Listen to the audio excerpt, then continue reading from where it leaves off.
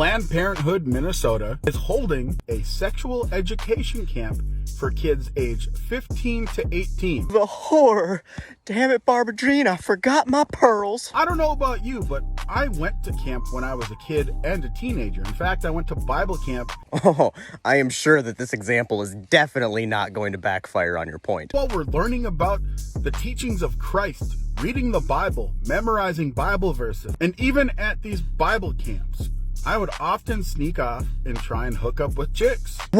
Whoa, hold up a sec. You're gonna sit there right now and tell me that pretending sex doesn't exist, combined with the power of the word of the Lord, doesn't magically stop hormonal kids from being horny? Everything I knew is a lie. Or was it that you were reading all that pornography in Bible camp and it just got you hot and bothered? Like Donald Trump's favorite steamy scene from the Bible, Genesis 19:33, where Lot gets drunk in a cave and bangs his daughters? Or maybe it was the one in Genesis 29 where like Jacob worked for a dude for 7 years so he could bang his hot daughter. Then when it came time to get it on, they pulled an old switcheroo and swapped the hot daughter with the ugly daughter, and he banged her first before realizing that she was the ugly daughter because apparently they got really good wine in the Bible. And then they had to renegotiate and he ended up having to work a few more years so he could also bang the hot daughter. That's a real thing that happened in the Bible. Or maybe it's the scene from Something About Bathsheba, you know, where King David was creeping on another dude's wife while she was taking a bath until he just couldn't take it anymore, so he sent her husband off to war so he could bang her. Maybe you're just a fan of when Solomon put Walker Wheeler Jr. to shame with the Song of Solomon about how much he loves tits. Which, I mean, who doesn't? Or in Genesis 38 when Judah banged his sister-in-law because he thought she was a hooker, because that makes sense. The Bible kind of makes Brazzers look softcore. No wonder you were all horned up at Bible camp. Anyway, what were we talking about again? And you mean to tell me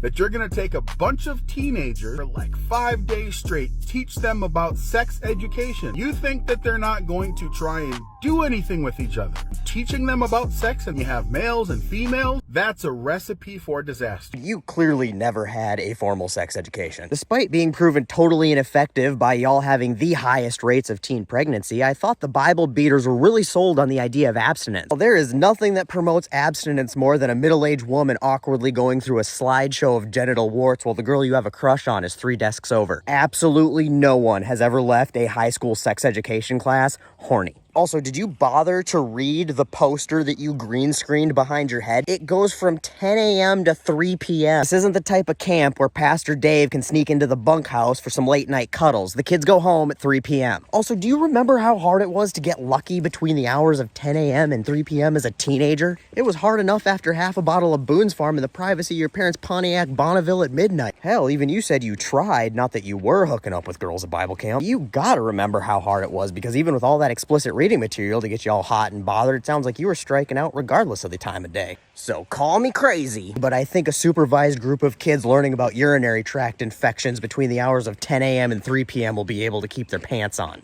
Now, I don't know about you, but to me that sounds a whole lot like just sex camp for kids. Nope, that sounds like just you imagining what you wish Bible camp would have been like. So do yourself a favor and save all the manufactured outrage, because all of these accusations always seem to feel like repressions and confessions.